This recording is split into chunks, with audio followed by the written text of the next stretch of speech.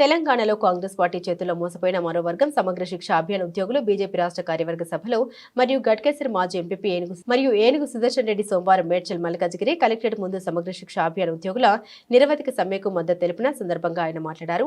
పునర్వ్యవస్థీకరణ, స్పష్టత, ఉద్యోగుల భవిష్యత్తును సురక్షితంగా ఉండేలా స్పష్టమైన పథకాలను ప్రకటించాలి. ఉద్యోగ భద్రతతో పాటుగా వారికి 10 లక్షల రూపాయల కుటుంబ ఆరోగ్య బీమా పథకాన్ని అమలు చేయాలి. పదవి విరమణకు దగ్గరలో ఉన్న వారికి విరమణ బెనిఫిట్లు అందించాలన్నారు. బీజేపీ తరఫు పార్టీ నుంచి మీరు సార్ గారు కూడా మనకి ఇచ్చే మన హామీ ఏంటంటే ఎంపీని కూడా తీసుకొచ్చి ఒకసారి మనతోని సంఘీభావం తెలియజేస్తున్నారు అంటున్నారు. చాలా సంతోషం.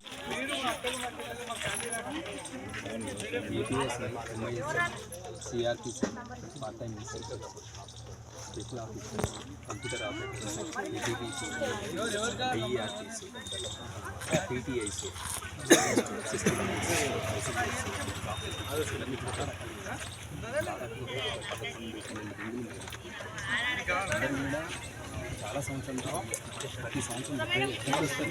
మళ్ళీ కొంతమందికి 2 months గ్యాప్ ఉంది, కొన్ని వారం రోజుల్లో తీసుకొస్తున్నారు. ఈ విధంగా ప్రతి సంవత్సరం మేము సమస్యలు ఎదుర్కోవాల్సింది. అట్లా ప్రతి ఒక్కరు చాలా చాలా సంవత్సరాలు ఏంటంటే రెగ్యులర్గా చేస్తూ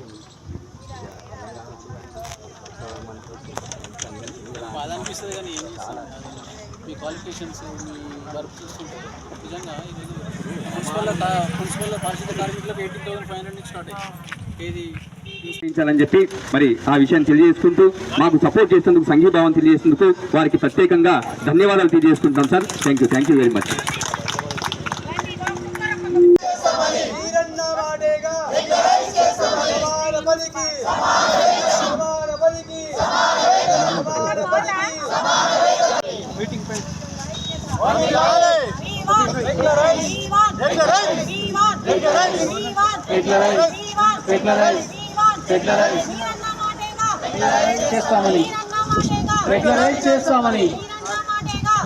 చేస్తామని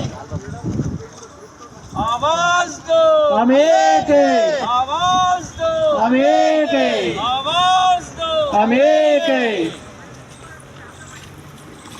అన్నారు మాట్లాడుతున్నా.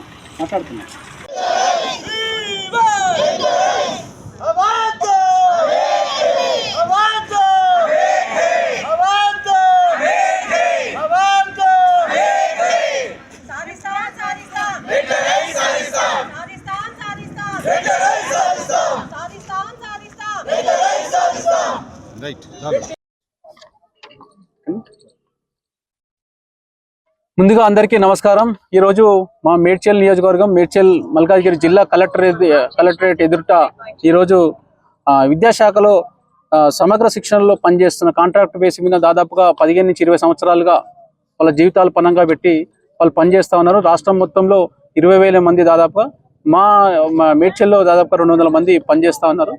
వీరికి గతంలో 10 సంవత్సరాల పరిపాలన టీఆర్ఎస్ పార్టీ పరిపాలనలో అన్యాయం జరిగిందని చెప్పి గతంలో ఇప్పుడున్న ముఖ్యమంత్రి గతంలో పిసిసి అధ్యక్షుడు రేవంత్ రెడ్డి గారు హన్మకొండలో ఇచ్చిన మాట, వీళ్ళకి ఇది ఎంతసేపు అంటే ఓ ఛాయ్ తాగంత సేపట్లో మేము రెగ్యులైజ్ చేస్తాం, అందరికీ అంటే మీ పనిని తగ్గట్టుగా మీకు హోదాగా అంటే అన్ని రకాల వసతులు కల్పిస్తామని హామీ ఇచ్చిన ముఖ్యమంత్రి రేవంత్ రెడ్డి గారు పాపం ఆయనకు అంటే తెలంగాణ ప్రజలు ఓట్లు వేసిన వాళ్ళు గుర్తొస్తలేరు. ముఖ్యంగా ఉద్యోగస్తులు అయితే చిన్న చూపు చూస్తూ ఉన్నారు. నిదర్శనం ఇలాంటిది. అయితే రేవంత్ రెడ్డి గారు ఒకటే చెప్తా ఉన్నాం, మీరు రాష్ట్ర ముఖ్యమంత్రి అయిన తర్వాత ఈరోజు కొత్త నోటిఫికేషన్స్ ఇచ్చడో లేకపోతే ఏదో మీడియా పరంగా ప్రతిరోజు సోషల్ మీడియాలో ఉండే విధంగా మీరు ప్రయత్నాలు చేస్తున్నారు. కానీ వాస్తవానికి ఈరోజు 25 సంవత్సరాల నుంచి వీళ్ళు 11,000 నుంచి జీతాలు వాళ్ళు అంటే చాలని బతుకులతో వాళ్ళు జీతాలు చేస్తుంటే మళ్ళా అది వాళ్ళు విద్యాశాఖలో పనిచేస్తూ ఉన్నారు. అంటే ప్రతి ఒక్కరికి విద్యార్థులకు కానీ దానికి సంబంధించిన శాఖలు కానీ అందరికీ సహాయపడే విధంగా వాళ్ళు పనిచేస్తూ ఉంటే వీళ్ళని మాత్రం మర్చిపోయే విధంగా మీరు కార్యక్రమాలు తీసుకుంటున్నారు. ముఖ్యంగా వీళ్ళకు ఈరోజు మా వంతు బాధ్యత మేడ్చల్ నియోజకవర్గ ఇన్ఛార్జిగా నా బాధ్యత బీజేపీ పార్టీ తరఫున వీళ్ళకు మద్దతు తెలపడమే కాకుండా వీళ్ళ పోరాటంలో మేము మా బీజేపీ పార్టీ మీకు ఎప్పుడు మీతోనే ఉంటుందని చెప్పి తెలియజేస్తూ ముఖ్యమంత్రి గారు కూడా చెప్తా ఉన్నాం, మీరు ఢిల్లీకి దాదాపుగా నాకు తెలిసి 30 సార్లు పోయినట్టున్నాడు. 30 సార్లు అంటే దాదాపు 70-80 రోజులు, సంవత్సర కాలంలో 70-80 రోజులు ఢిల్లీ పోయి తిరిగే సమయం ఉంది. కానీ ఇలాంటి వారికి న్యాయం చేసే విధంగా ఈ నాయకులకు టైం ఇచ్చి కనీసం వీళ్ళ బాధని వినే పరిస్థితులు కూడా ముఖ్యమంత్రి గారు లేనట్టున్నారు. మేము ఒకటే చెప్తా ఉన్నాం, మీరు ఈరోజు రాష్ట్రంలో మీరు ప్రజాపాలన పేరు మీద లేకపోతే ఎన్ని రకాల హంగామాలు చేస్తూ ఉన్నారో అన్ని పక్కకు పెట్టి ఒక్కసారి వీళ్ళని బతుకులన్నా కనీసం స్టడీ చేయండి. ఎందుకంటే వాళ్ళు ఎడ్యుకేషన్ పరంగా పీజీలు చేసి వివిధ రకాల చదువులు చదివి గొప్ప చదువులు చదివిన వాళ్ళు ఈరోజు ఒక 11,000 15,000 జీతాలు ఇచ్చుడు, మళ్ళీ వాళ్ళకి ఎటువంటి వసతులు లేకుండా పిఎఫ్ కానీ ఈఎస్ఐ కానీ ఎటువంటి వసతులు లేకుండా వాళ్ళు జీవితాలు గడుపుతా ఉన్నారు.